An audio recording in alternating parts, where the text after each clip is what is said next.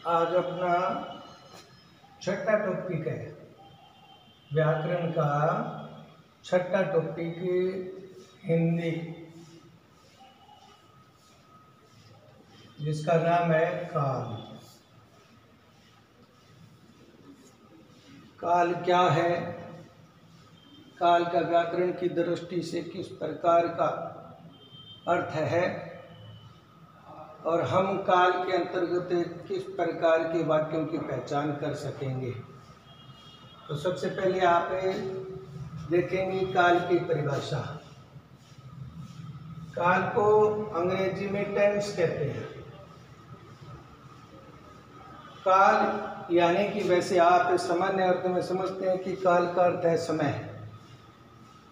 उदाहरण जैसे देखिए कि काल क्रिया का वह रूप है जिससे उसके कार्य यानी कि समय यानी कि अवस्था का बोध होता है, उसे काल कहते हैं।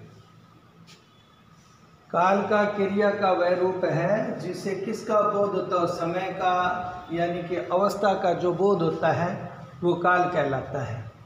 उदाहरण के तौर पे जैसे पहला उदाहरण दिया है, मैं पत्र लिखता हूँ। तो जैसे मैं करता है, लिखता हूँ, ये क्रिया है। अब मैं पत्र लिखता हूँ यानी कि कब लिख रहा हूँ पत्र? अभी। तो इसका मतलब इस वाक्य के अंतर्गत वर्तमान काल है। मैंने पत्र लिखा था, तो इसमें था आ गया, तो यानी कि काल का वो समय जो बीत गया। इसी प्रकार तीसरा है, मैं पत्र लिखूंगा, तो आने वाला समय यानी कि अभी जो आया नहीं है, लिखूंगा, आगे लिखूंगा। तो इस प्रकार ये काल के तीन वाक्यों के उदाहरण अपने सामने देकर के अपने को काल की पहचान देने की प्रयास किया गया है। तो काल के भेद देखेंगे तो तीन भेद होते हैं। एक है वर्तमान काल, दूसरा है भूतकाल और तीसरा है भविष्यत काल। भविष्यत काल ये तीन प्रकार के रूप है, वर्तमान काल, भूतकाल और भविष्यत काल। वर्तमान काल को हम विस्तार से पढ़ेंगे। तो वर्तमान काल की परिभाषा क्या है, किस प्रकार के वाक्य होते हैं, तो हम इस परिभाषा के अंतर्गत उसकी जानकारी लेंगे। तो सबसे पहले देखिए कि कथन यानी कि वाक्य के समय क्रिया का साथ साथ होना, यानी कि क्रिया उसी समय साथ साथ में हो जाए, वो वर्तमान काल है। जैसे उदाहरण के तौर पर एक वाक्य दिया है कि राम फल खाता है। तो राम फल खाता है, क्रिया साथ साथ हो रही है, यानी कि अभी फल खा रहा है, तो वर्तमान काल है।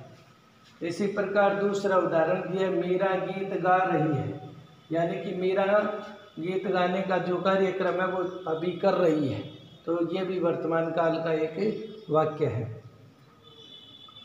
अब वर्तमान काल के बाद अपने देखेंगे दूसरा है भूतकाल। अब भूतकाल क्या है? कथन के समय के पूर्व क्रिया होना भूतकाल कहलाता है। यानी कि ऐसे है कि कथन वाक्य में हो रहा है, उसमें क्रिया ऐसे लगता है कि पहले हो चुकी है, यानी कि वो क्रिया, वो घटना वो पहले घटित हो गई, तो वो भूतकाल कहलाता है, यानी कि जो पीछे चला गया। जैसे उदाहरण के तौर पे दिखाया है, ये पहला वाक्य देखिए कि राम फल खाता था। राम फल खाता था यानी कि अब नहीं खा रहा है, वो पहले खाता था। तो जिस वाक्य के अंत में था, थी, थे इस प्रकार आता है, चुका, चुकी, चुके, तो वो पहले घटित घटना होगी। जैसे मोर नाच चुका, यानी कि मोर के नाचने की जो क्रिया है वो पहले घटित हो गई, हो चुकी है वो, तो ये भूतकाल का वाक्य है। जैसे राम फल खाता था यानी कि पहले खाता था, मोर है वो नाच चुका यानी कि नृत्य कर चुका है, तो ये भूतकाल की क्रिया है। तीसरा इसका भेद है भविष्यत काल। भविष्यत काल की परिभाषा देखेंगे कि कथन के समय के बाद क्रिया व्यापार का होना भविष्यत काल कहलाता है। अब कथन के साथ में क्रिया क्या हो रही है? बाद में हो रही है, यहाँ बाद में क्रिया होने का अर्थ है कि यानी कि क्रिया हो रही होगी, ऐसा संभावना है। तो क्रिया बाद में हो रही है तो इसका मतलब भविष्य काल यानी कि आगे आने वाले समय के बारे में बताया गया है। जैसे राम फल खाएगा, अभी खा नहीं रहा है, राम फल खाएगा आने वाले समय में। भारत पत्र लिखेगा यानी कि लिखने का आगे समय दिया हुआ है कि भारत है वो पत्र लिखेगा तो आने वाले समय में लिखेगा, तो इसका मतलब भविष्य काल में है। इस प्रकार ये 3 वेदों का हमने विवरण देखा। अब इनके उपभाग भी बांटे गए हैं। जैसे वर्तमान काल का भी 4 भागों में बांटा गया है। वर्तमान काल के भी 4 भाग हैं, जिनका कि ये 2-2 वाक्य देकर करके अपने को अंतर बताया गया है, महसूस है, करवाया गया कि वर्तमान काल के भी भेद किस किस प्रकार होते हैं। तो इन वाक्यों के आधार पर हम उनकी पहचान करेंगे। तो पहला है सामान्य वर्तमान, दूसरा है अपूर्ण वर्तमान, तीसरा संदिग्ध वर्तमान और चौथा है संभाव्य वर्तमान। सामान्य वर्तमान यानी कि सामान्य सी जो बात हो रही है, सामान्य जो क्रिया हो रही है उस पर। जैसे राम घर जाता है यानी कि राम घर जाता है, जो सामान्य वाक्य है जो अब जा रहा है। उसी प्रकार तुम रोटी खाते हो यानी कि क्रिया कर रहे हो समय पर, तो वो सामान्य वर्तमान है। अपूर्ण वर्तमान यानी कि जिसमें यह संभावना व्यक्त हो रही है, तो इस प्रकार अपूर्ण है वो, पूरा ऐसे वर्तमान का क्रिया पूरी नहीं हो रही है। जैसे राम घर जा रहा है, ना तो घर पहुंचा और ना घर पर अभी चला है, तो वो जा रहा है। तो इस प्रकार की ये क्रिया है जो कि अपूर्ण है। इसी प्रकार मैं चित्र देख रहा हूँ यानी कि सारे चित्र वो देखे नहीं है तो देख रहा हूँ, तो ये अपूर्ण के 2 वाक्यों में उसका अंतर महसूस करवाया है। इसी प्रकार उसका तीसरा भाग है संदिग्ध वर्तमान। संदिग्ध मतलब उसमें किसी प्रकार की संभावना संदिग्ध होने का अर्थ है। जैसे राम घर जाता होगा यानी कि यह संदिग्ध है, संदेह है। संदिग्ध का मतलब संदेह है, इसमें संदेह हो रहा है कि वो घर जाता होगा।